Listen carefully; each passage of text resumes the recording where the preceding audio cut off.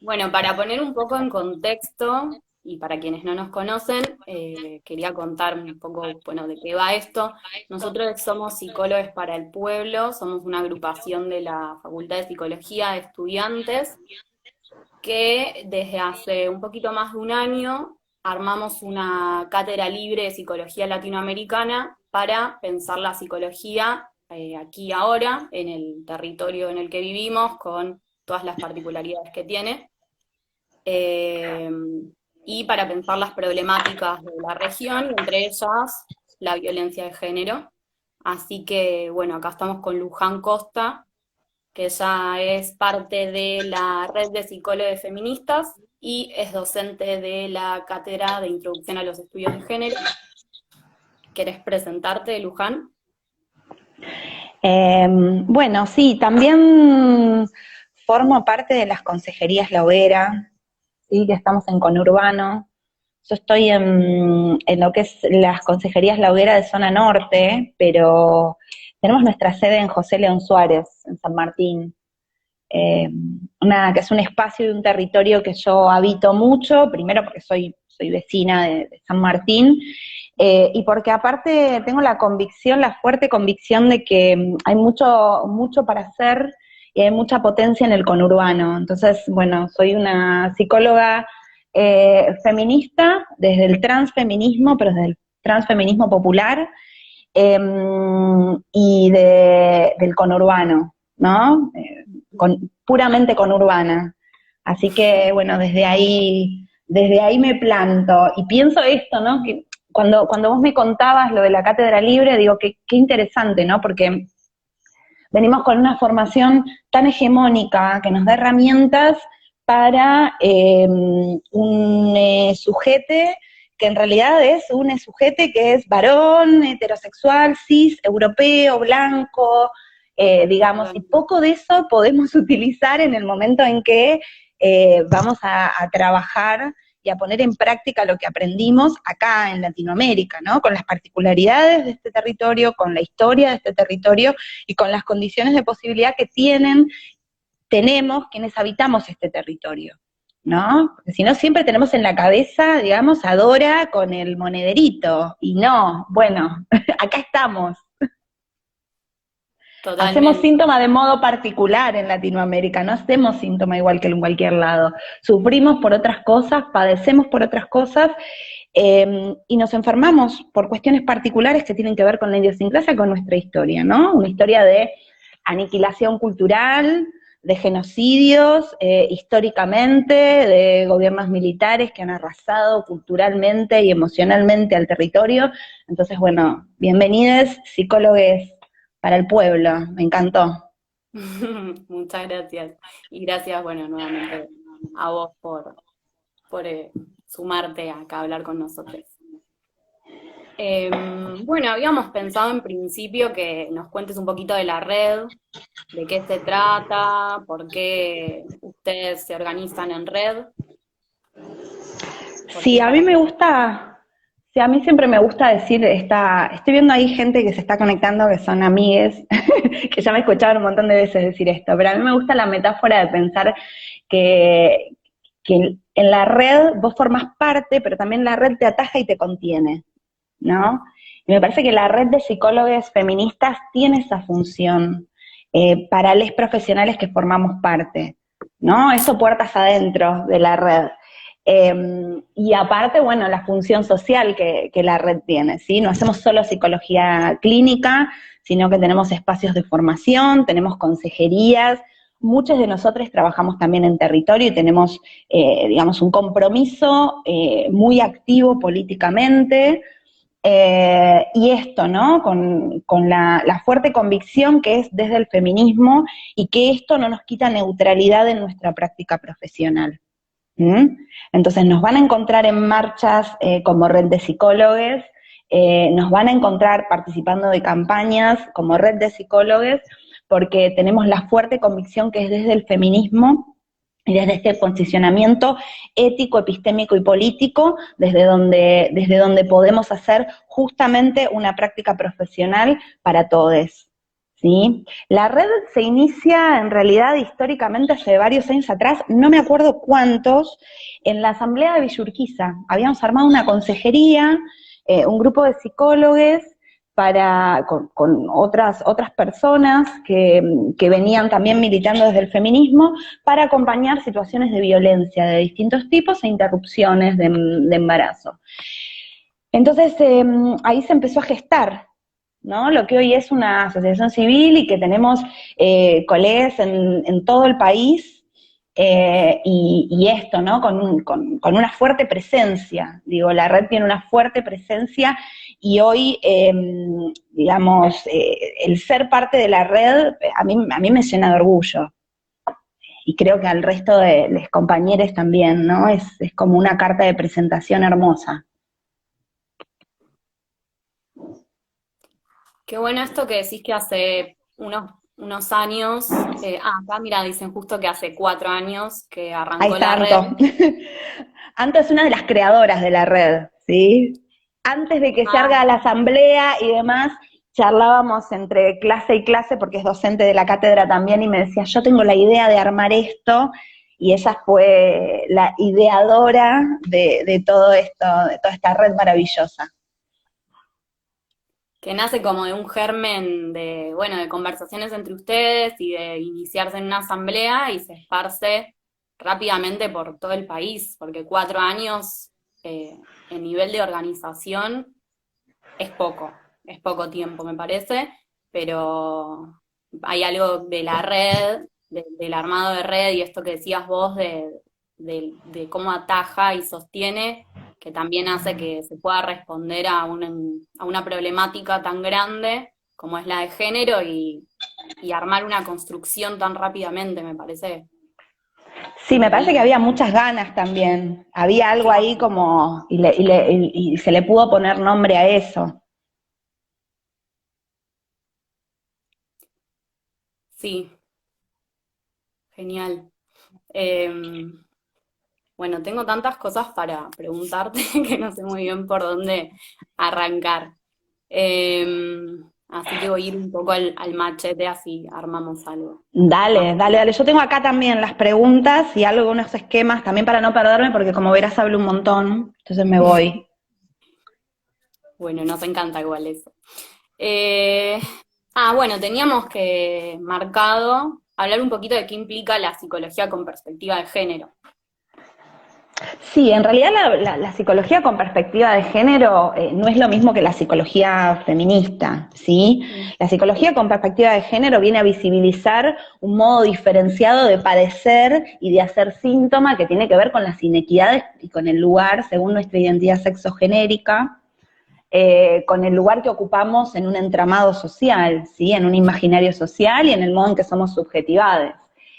La psicología feminista hace algo con eso, ¿sí? Con un posicionamiento, esto que te decía yo antes, que ser, digamos, muchas veces se recibe críticas por esto, bueno, pero el feminismo te quita la neutralidad. Y no, la verdad que no, porque lo que estamos visibilizando son las inequidades y qué hacemos con esas inequidades, ¿no? ¿Qué hacemos con ese síntoma? ¿Qué tipo de intervenciones hacemos?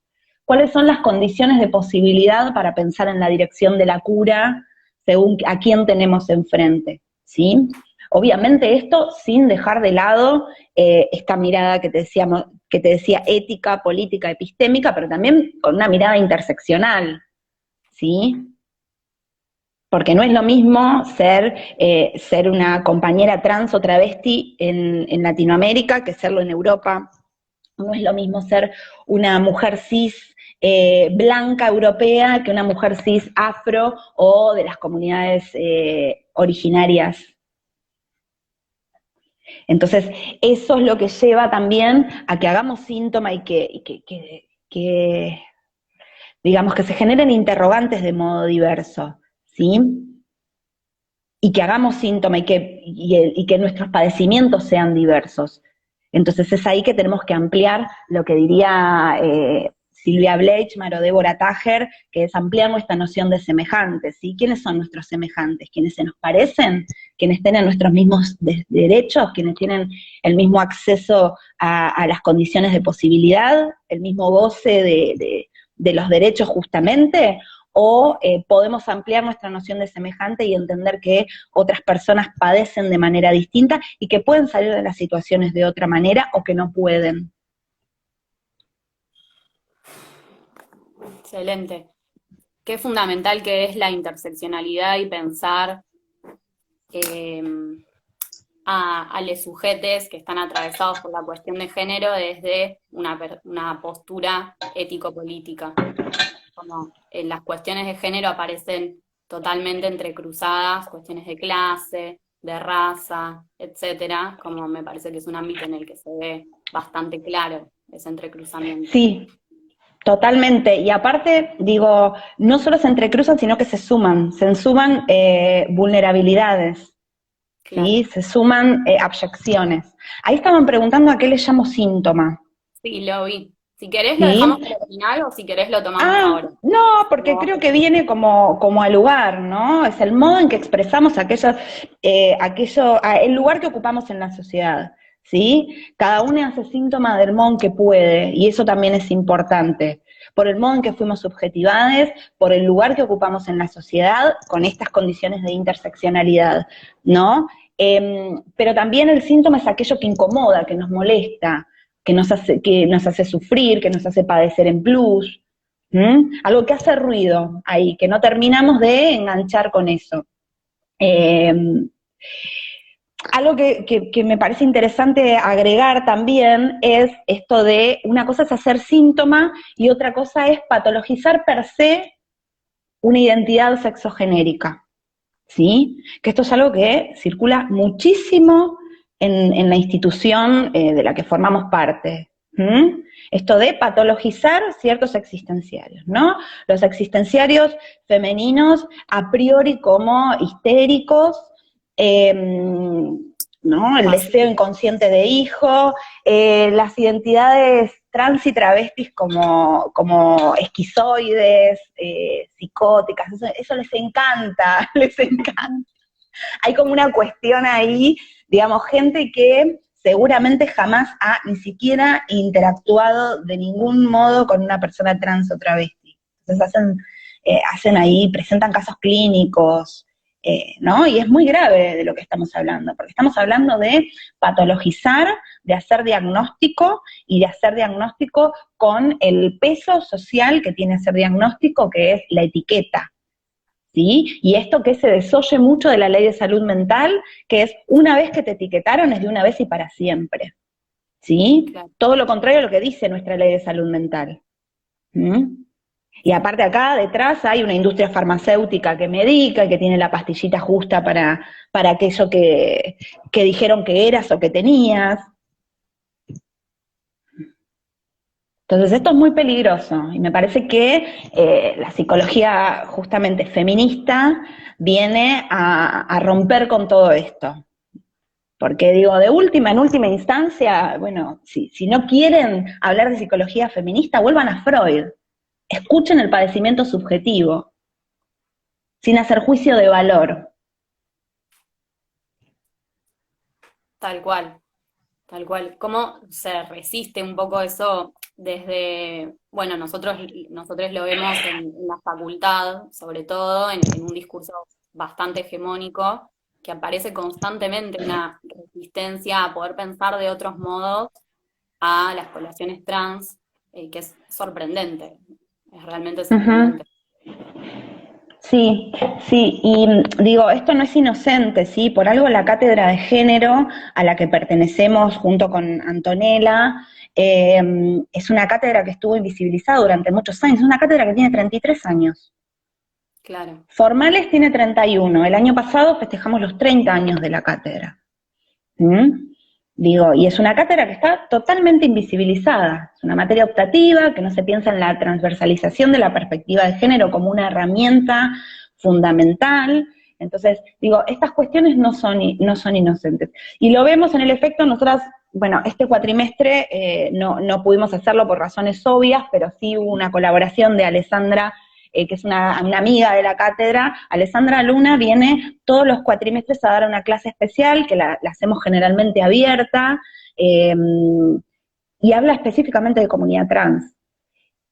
Y año tras año nos vuelve a sorprender eh, que mucha gente escuche por primera vez las cosas que Alessandra tiene para decir y que no se habían puesto a pensar en todas estas cosas. Digo, y es preocupante porque la cátedra en la que damos clases es una cátedra de gente que está a más de la mitad de la carrera.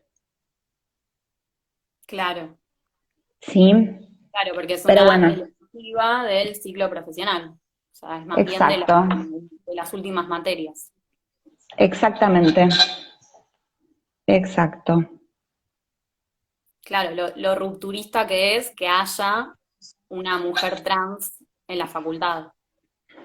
Sí, una mujer trans conurbana que viene desde Guernica a darnos una clase hermosa, pero que a la vez escribe libros y que a la vez, digamos, transita por la academia, pero con un discurso en el que cuenta su propia experiencia como ejerciendo la prostitución en un momento de su vida, digo, pero justamente, ¿no? Estas son las problemáticas en Latinoamérica. ¿Mm? Es Claro, ahí donde tenemos que apuntar. totalmente, a partir de lo que aparece, las problemáticas que aparecen en el territorio y las demandas de los sujetos, ¿no? Que la Ujú. psicología pueda responder a eso, ¿no? No al revés y generar un estigma de Per los del se. género. Ujú. Totalmente. Eh, bueno, a ver. eh, Nos preguntamos también qué tipos de intervenciones se realizan desde la psicología con perspectiva de género. Un poco vos mencionaste, pero capaz estaría bueno que hablemos de la situación en la que estamos ahora y cómo están trabajando actualmente, porque me imagino que debe haber habido alguna revisión de las formas en que se trabaja, desde ya que partiendo del hecho de que se pasó de la consulta presencial a la virtualidad, o a hacerlo por llamada. Bueno, cómo están trabajando desde ahí. Bien, esto yo no sé si contamos con tiempo, porque me parece como interesante puntear algunas cuestiones de lo que es la violencia de género, Dale, de cómo se dale. trabaja habitualmente. ¿Te parece? Sí, dale, partamos desde ahí y vamos viendo. Bien, porque, bueno, partamos de la base de que consideramos violencia de género a aquella violencia que se da por una base de desigualación de poder, en el cual hay sometimiento de una de las partes porque considera inferior a otra de las partes por una cuestión de género, ¿sí? Nosotros en Argentina tenemos una ley que es la ley 26.485 y tenemos la ley Micaela, que son leyes que son muy claras respecto a esto, ¿sí? La ley Micaela lo que habla es de la formación en género de todos los efectores y los funcionarios públicos, todas las personas que trabajan para el Estado, y bueno, después tenemos la ley de violencia contra la mujer, que también son como muy claras respecto a esto, pero lo que me interesa básicamente de la ley 26.485 es estas características de la violencia de género, que es polimorfa, o sea que puede tener muchas modalidades, puede ser psicológica, puede ser física, ¿sí? Puede ser simbólica, y es poliámbitos. Se puede dar en distintos ámbitos, se puede dar tanto en el mundo público como en el mundo privado, ¿sí? Y se puede dar dentro de una pareja o se puede dar, por ejemplo, en una institución, en un trabajo.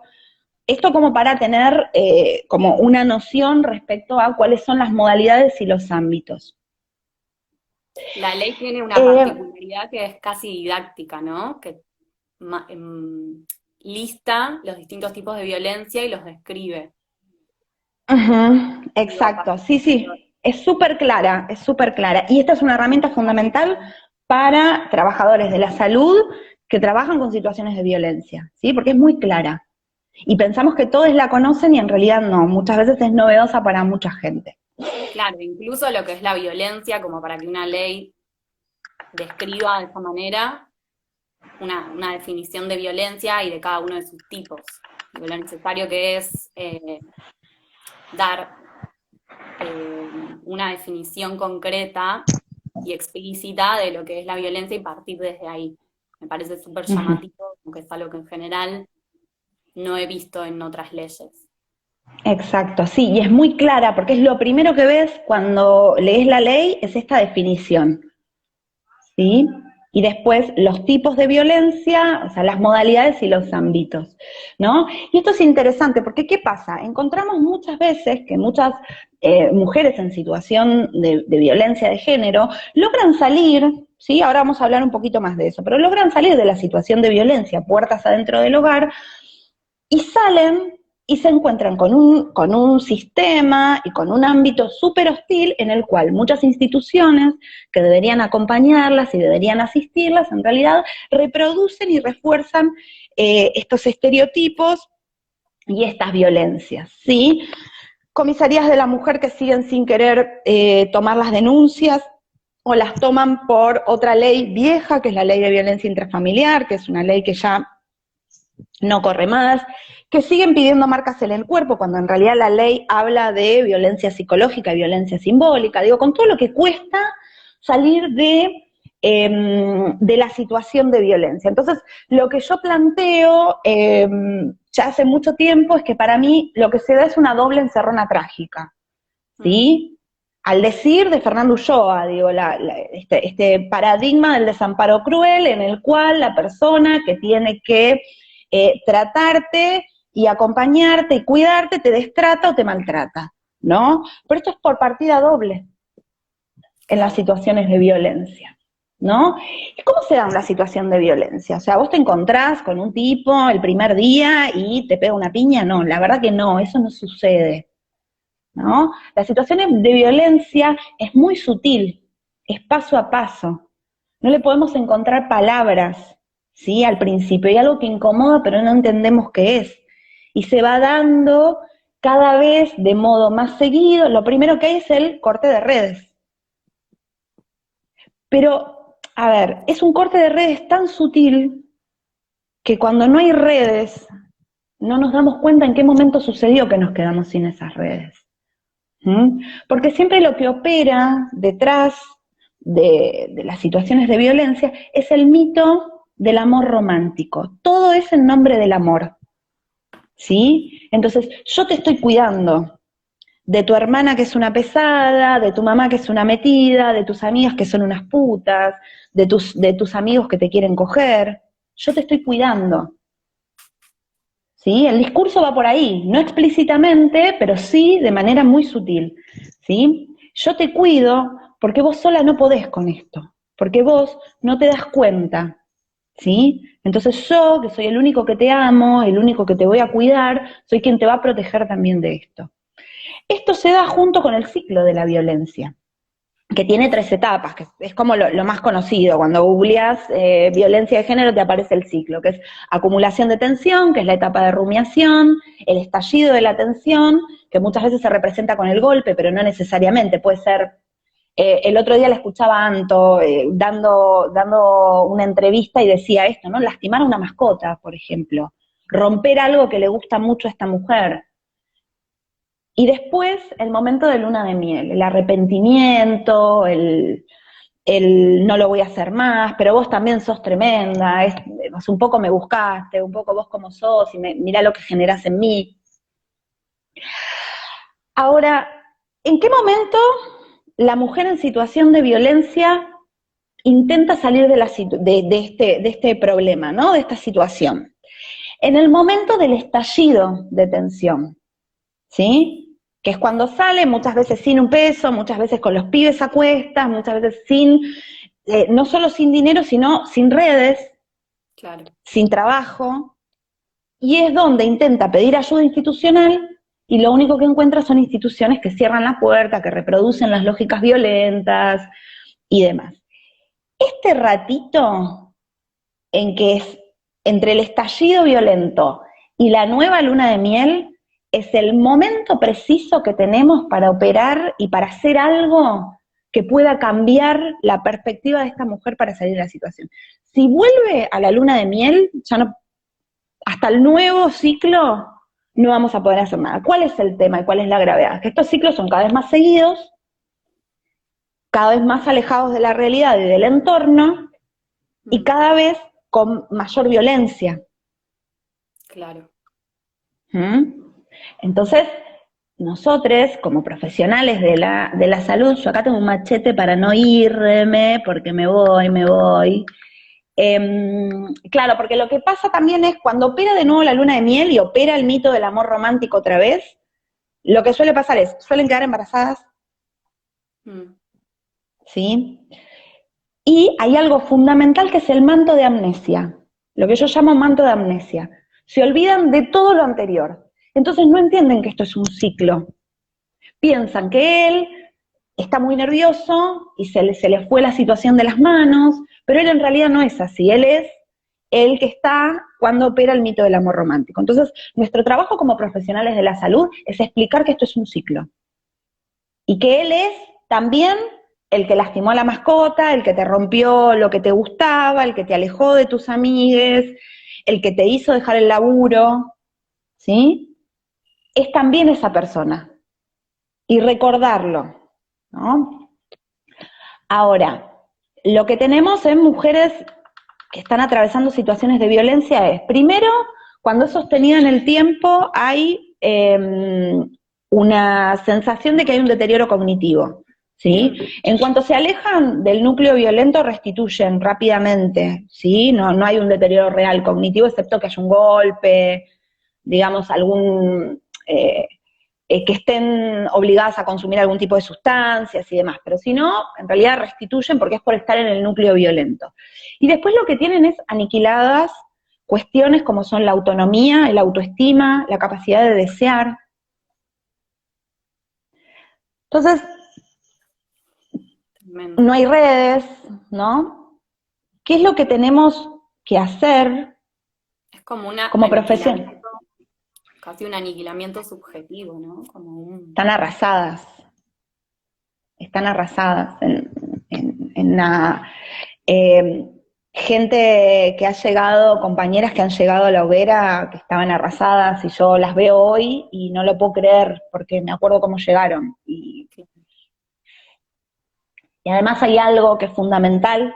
Lo primero que tenemos que hacer como profesionales de la salud, digo, por cualquier medio que nos comuniquemos, digo, en este momento es la virtualidad, que es lo que podemos, en este contexto, es no dudar del relato, y algo fundamental es acompañar para poner en palabras ese relato, porque muchas veces lo que pasa es que no hay palabras. No puedo poner en palabras, no le encuentro palabras a eso que me pasa, a eso que me incomoda, a eso que me pone triste. Hay síntomas de depresión. Otra cuestión es el tema de responsabilizar, ¿sí? Que es muy distinto a culpabilizar. No es culpa tuya esto que pasa, pero sí sos capaz de salir de esto. Claro. Porque si no lo que hacemos es tutelar e infantilizar a esta mujer y reproducimos otros tipos de violencia de género. Claro, claro. Y una lógica muy parecida a la patriarcal, ¿no? De que la mujer sea... Es la misma lógica, o sea, es lo mismo. Exacto. Los profesionales, los discursos de salud hegemónicos reproducen lógicas patriarcales para dirección de la cura, para diagnósticos, para medicalización, para decisión de si se interna o no a una persona. Tienen lógicas patriarcales. Entonces lo primero que tenemos que hacer es creer y también construir una autonomía y una capacidad. Ahora, yo no soy, o sea, la psicología no es no es magia. Entonces, ¿cómo hacemos? ¿Sí? Muchas veces nos enseñan a trabajar puertas adentro del consultorio, y en realidad lo que tenemos que hacer justamente es armar red. Yo como profesional de la salud no puedo no saber en el lugar donde estoy atendiendo cuáles son los entes estatales que asisten a este tipo de problemáticas, cuáles son los recursos con que cuenta, por ejemplo, en conurbano, los recursos con que cuenta el municipio. Yo tengo que saberlo eso y tengo que conocerlo. Tengo que conocer las leyes, esto es fundamental. Hablar es un buen modo de intervención. Hablarle de que hay leyes. A mí me ha pasado de explicarle a mujeres, digo, hay leyes que dicen esto que te está pasando está tipificado en una ley. y está catalogado como delito esto que está haciendo esta persona con vos. Hay algo que podés hacer. ¿Mm? Entonces, digo, poder saber, digo, esto es ética pura de nuestro desarrollo profesional, saber cuáles son los recursos con los que contamos en el lugar en donde estamos. Porque si no, lo que vamos a hacer es hacer intervenciones de soluciones mágicas e imposibles a las que esa persona nunca llega. Claro, y eso es también asimismo la construcción la asunción de un sujeto. Exacto. Acá me preguntan cómo puedo acompañar desde la virtualidad a una compañera que está encerrada con su agresor. Lo primero que decía, lo primero que se cortan son las redes. Entonces, ¿qué vamos a hacer? Sostener la red. Con un mensajito, con un código en clave. Digamos, ahora las mujeres en situación de violencia, digamos, hay un permiso especial por el cual ya están habilitadas a salir y romper el aislamiento social, ¿no? Entender eso, acompañarlas, por ejemplo, a mí algo que me enseñaron las compañeras de la hoguera y que lo repito por todos lados porque me parece fabuloso, nosotros le decimos el bolso Sarah Connor. Es un bolso que armás o que te arman las personas de tu entorno y que tenés escondido en algún lugar, ¿sí? Los hemos tenido escondidos en la casa de una compañera, dentro de la consejería y demás. ¿Qué va a tener ese bolso? Si podés, digamos, ahora hay una opción virtual para generar DNI, podés solicitarlo y ya tener guardado tu DNI ahí, o en algún momento pasárselo a alguien que lo tenga escondido. Si podés tener un canuto de plata, juntar plata, guardarla ahí, una muda de ropa, para que en el momento en que te tengas que ir de esa situación, tengas con qué empezar. Si la persona está aislada con su agresor, lo que podemos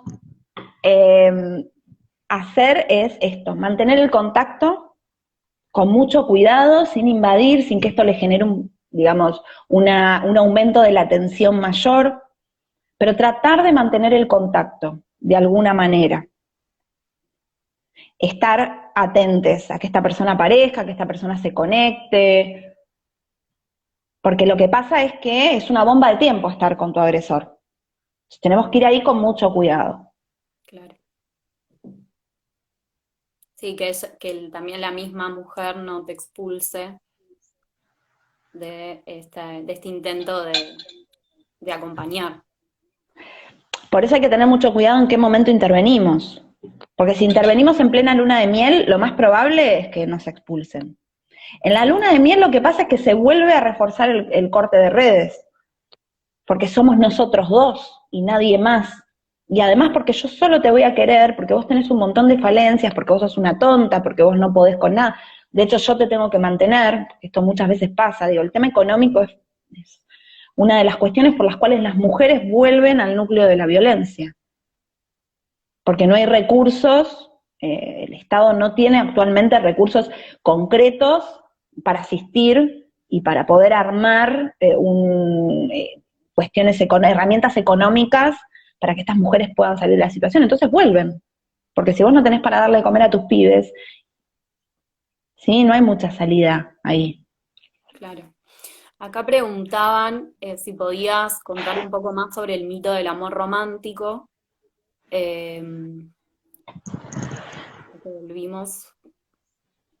Sí. Bueno, quien habla mucho del mito del amor romántico es Ana María Fernández en La mujer de la ilusión, digo, si quieren como historizarlo y demás. Pero en realidad el mito del amor romántico se construye en el momento en que pasamos de las familias ampliadas a, luego de la revolución industrial, a las familias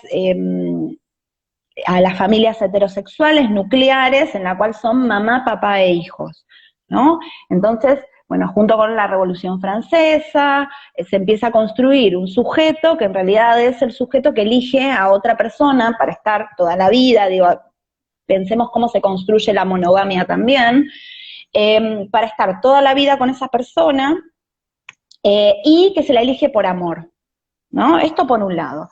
Pero aparte, para sostener que haya un varón que trabaje en el mundo público muchas horas, tiene que haber alguien en el mundo privado, ¿sí? Porque acá se arma una división entre mundo público y mundo privado, para que haya un varón que se sostiene trabajando 14, 20 horas en una fábrica, ¿sí? En plena revolución industrial, tiene que haber alguien en la casa, primero que críe y que cuide a los obreros del mañana, ¿no? Y segundo, que lave, que planche, que cocine, Claro, sí, para que ese varón no te va. el lugar de la reproducción de la vida que siguen llevando a cabo las mujeres, muchas dedicándose solo a eso y no pudiendo compartir algo de esos cuidados. Ujú. Pero aparte estos cuidados y estas tareas están totalmente invisibilizadas y no son a cambio de dinero, ¿sí? ¿Cómo justificamos esto? Se hace por amor, que es lo que Silvia Federici le critica a Marx, ¿no? Que en realidad en el proceso de acumulación originaria, Marx se olvida que en la base de todo lo que hay es un montón de cuerpos de mujeres obreras que son las que están trabajando de manera gratuita.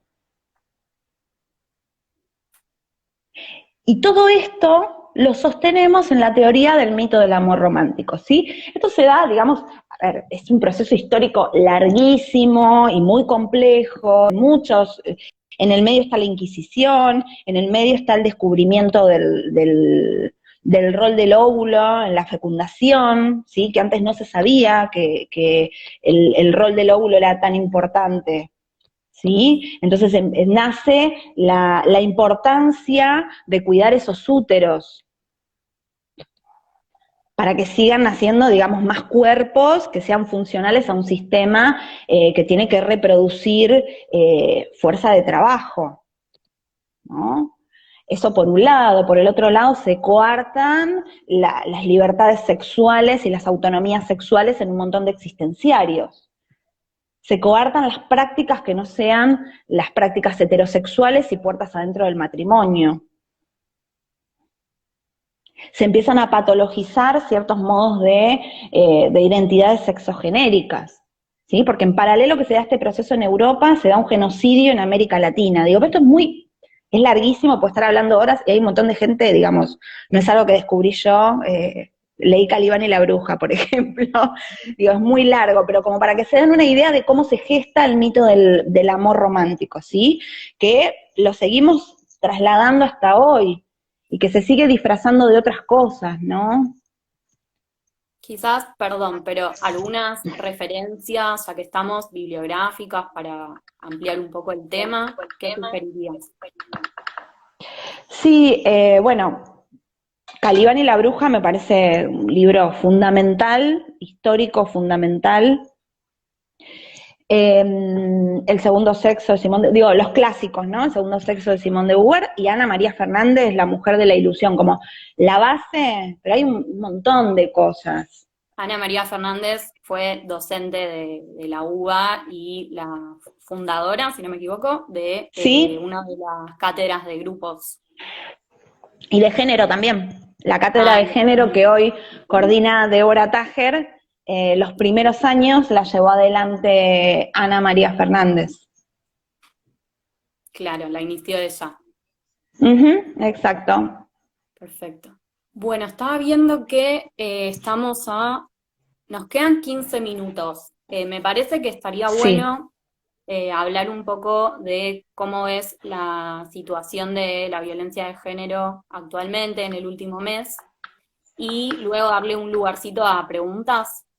¿Te parece? Dale, dale, Nos queda dale. medio corto el tiempo, pero vamos bien. Hago así, soy breve. No, me parece que la situación de aislamiento también, digamos que cada uno la está viviendo como puede y hay mucha gente que le está pasando muy mal, genera, bueno, primero mucha acumulación de tensión permanente, el hecho de estar, si hay una mujer que es víctima de violencia, lo que pasa es que no tiene el momento en soledad o no tiene el momento en que, por ejemplo, iba al merendero del barrio y hablaba con las vecinas.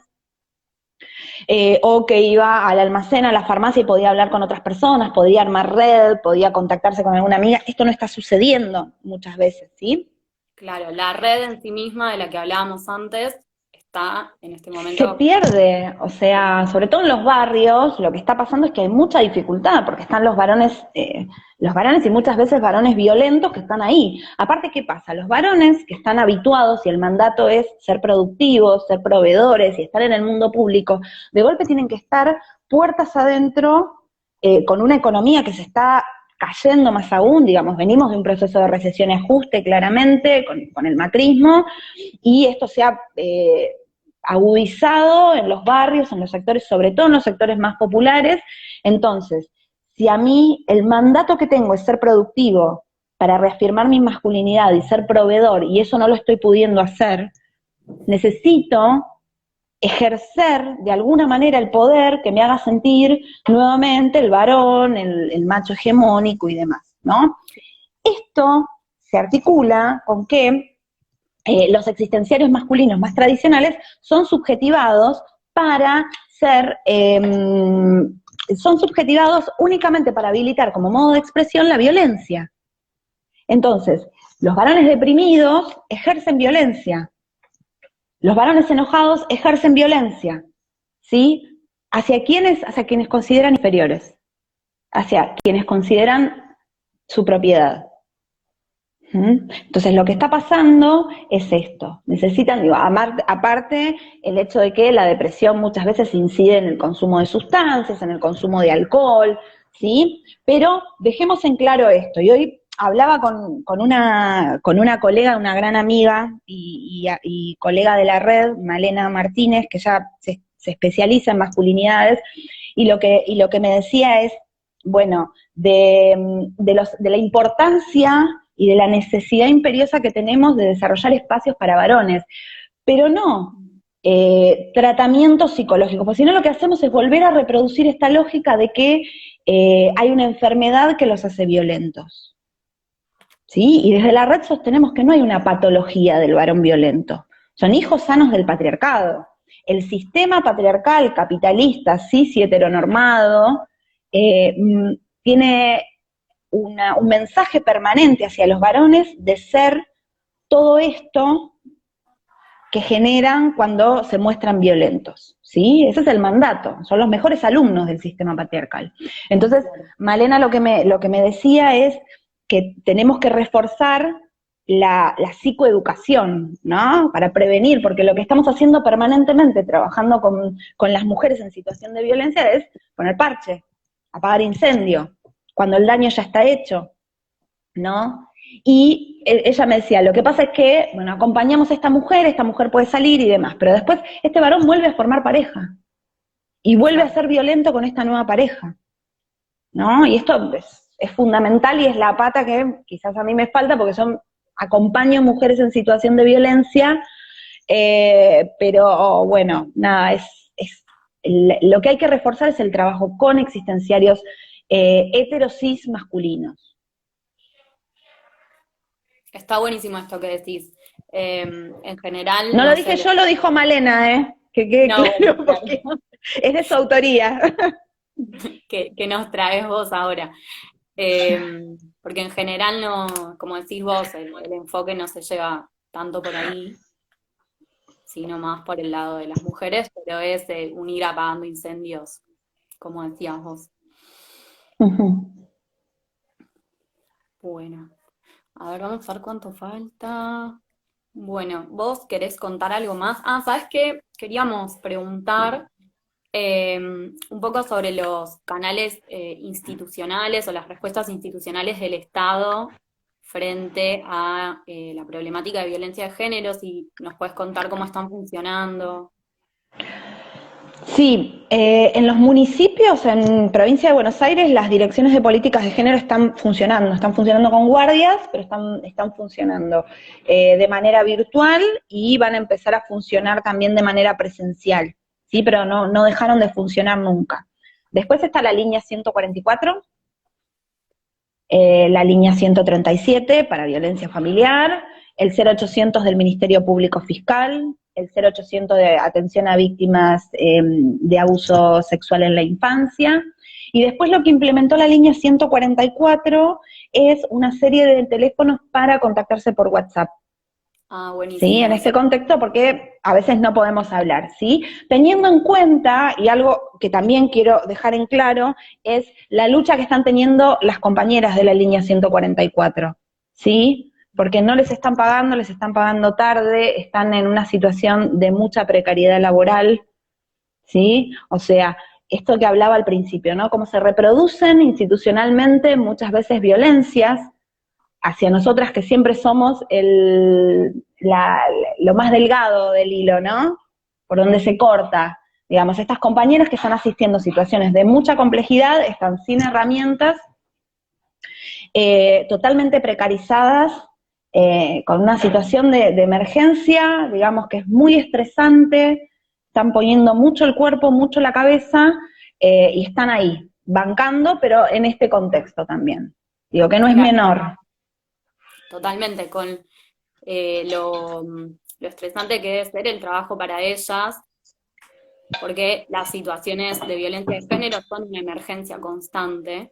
Es como una emergencia dentro de la emergencia y que además no puedan tener las condiciones económicas aseguradas en este momento es trágico. Ujú. Así que me Sí, parece, bueno, buenísimo mencionarlo. Gracias. ¿Te parece que vayamos un poquito a ver las preguntas? dale. A ver, bueno, si quieren hacer alguna pregunta, quienes están viendo. Ahí hay una persona que dice, me está pasando que una amiga está entrando en una relación de violencia psicológica y se está comenzando a aislar de sus amigas. ¿Qué podemos hacer en este momento? No leo quién Rodans, algo así. No leo quién es, porque justo sale borrosa esa parte. Eh, Seguir mandando mensajes, seguir diciéndole que bueno, que pase lo que pase, cuando ella esté preparada para hablar o tenga ganas de hablar, que vos vas a estar ahí, ¿sí? Hablar con tus otras amigas, si ustedes son un grupo de amigues, tratar de estar en contacto y como reforzar esto, ¿no? Porque ¿qué pasa? Lo que termina pasando también con estas situaciones de aislamiento y demás, es que el entorno se empieza a cansar también. Y muchas veces solo lo que siempre digo es que estén preparadas porque es probable que salga esa situación en algún estallido de violencia, pero que después vuelva a caer, ¿no? Son como, yo digo, funcionan como las recaídas en adicciones, son como en los trastornos alimenticios. Esto funciona exactamente igual, ¿sí? Es probable que en algún momento salga, pueda intentar retomar el vínculo y vuelva, con el mito del amor romántico ahí operando, vuelva a caer en la situación de violencia. No pierdan el contacto, si no es con ella, con alguien de su familia, que estén avisadas, que esto, digamos, y estar preparadas, y ofrecerle que en el momento en que ella pueda, van a estar, ¿sí? Claro, una escucha, un hombro. Sí. Acá preguntan también sobre los medios de comunicación y la invisibilización de la problemática de género. Eh, bueno, que se relaciona un poco con esta forma de eufemismos de nombrar los femicidios, ¿no? Como una mujer murió cuando Ujú. fue asesinada por su pareja, son dos situaciones completamente Ujú. distintas. Apareció muerta, hallaron el cuerpo, ¿no? Estas cuestiones, sí, primero aparte, digamos, lo que hacen los medios es siempre tomarlos como caso aislado, por eso lo desgastan y hablan de cuestiones de la intimidad de la víctima, digamos, acá en San Martín hace poco tuvimos el caso de Araceli, que fue tremendo lo que hicieron, ¿sí? Que reprodujeron un montón de cosas que no tenían que ver con el hecho en sí del femicidio, y reprodujeron un montón de violencias simbólicas, y violencias mediáticas hacia Araceli cuando estaba desaparecida y después cuando se comprobó que había sido un femicidio. Digo, esto de la mala víctima, ¿no? La mala víctima y la buena víctima, la chica bien que, bueno, si tenés determinadas características, si terminaste el colegio, si tenías, no sé, una mamá y un papá, digamos, estas cuestiones que se arman, que son mitos, obviamente,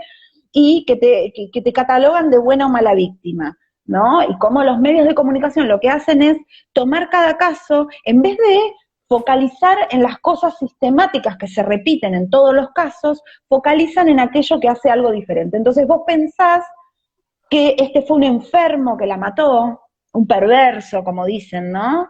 Entonces seguís patologizando, pensando que hay una patología, y no hay una patología. ¿Sí? Además, quienes trabajan en violencia y quienes asisten a víctimas de violencia y a personas que están atravesando situaciones de violencia, ven cómo se va incrementando y cómo el Estado reproduce ciertas lógicas y dicen, o sea, la va a terminar matando. O sea, porque estamos avisando, porque estamos denunciando, entonces esto es de librito, ya sabemos, ¿sí? No es un caso particular, no es un caso aislado en el que se halló un cuerpo.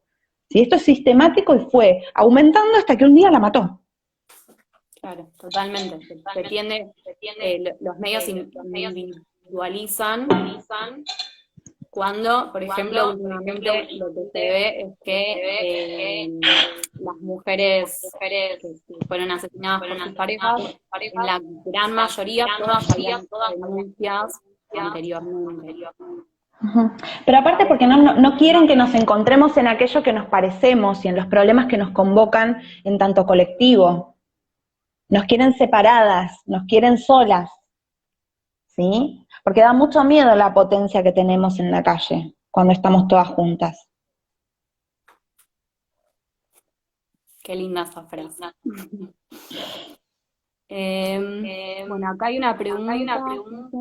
¿Cómo ayudar a alguien que ves que hace años sufre violencia y no quiere separarse por querer mantener a la familia? Bueno, algo de esto ya habías comentado, de estar, de acompañar. Sí. Y anteriormente preguntaban algo sobre la violencia en parejas homosexuales. Sí, ¿qué preguntaban puntualmente? Ay, perdón, no te escuché, Luján. No, digo, ¿qué preguntaban? Se escucha como un ruido, pero ¿qué Sí, ahí me preguntaban? Porque escuchás un poco mejor. se escucha un poquito un ruido, pero me decías algo de las parejas homosexuales. Sí, no me especializo en ese tipo de problemáticas, me parece que hay espacios que están sí especializados, se pueden contactar, por ejemplo, con la gente de FAL-GTB que investiga sobre violencia en parejas del mismo sexo. No me quiero poner a hablar de algo que en realidad no estoy interiorizada. Claro, no, pero está buenísimo que nos des alguna referencia. Ahí se terminó el ruido. Sí, al final ayudaban menos. No, es una referencia, mencionabas a FAL-GTB. Fal GT. Perfecto. Bueno, a ver si hay alguna pregunta más. Porque ya casi estamos por cumplir la hora.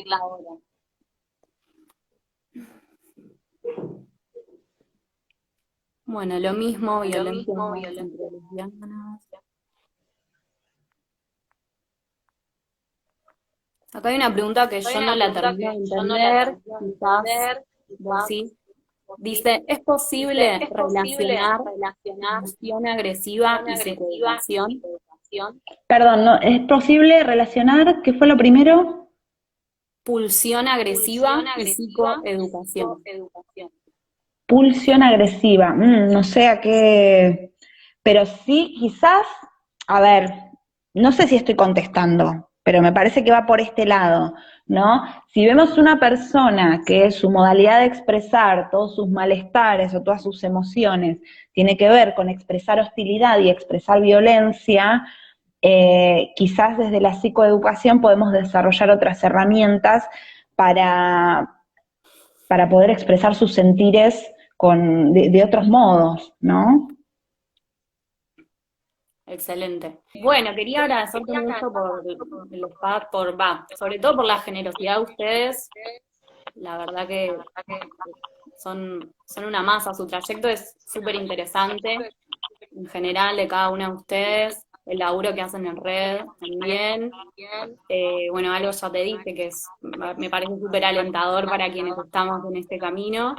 Y además la generosidad, que me parece que hay algo de la horizontalidad, cuando se labura de manera horizontal, que se ve en el trato también, ¿no? En el trato del uno a uno. Así que bueno, gracias, muchas gracias de verdad.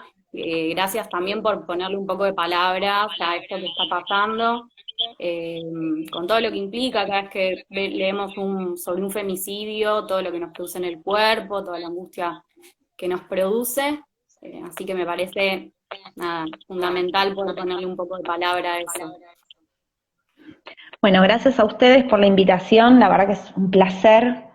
Y bueno, estamos en contacto, ¿sí? Desde la red, desde la cátedra también, en la Facu, para seguir haciendo cosas y seguir pensando y pensándonos como profesionales de la salud acá, ¿sí? En estas latitudes.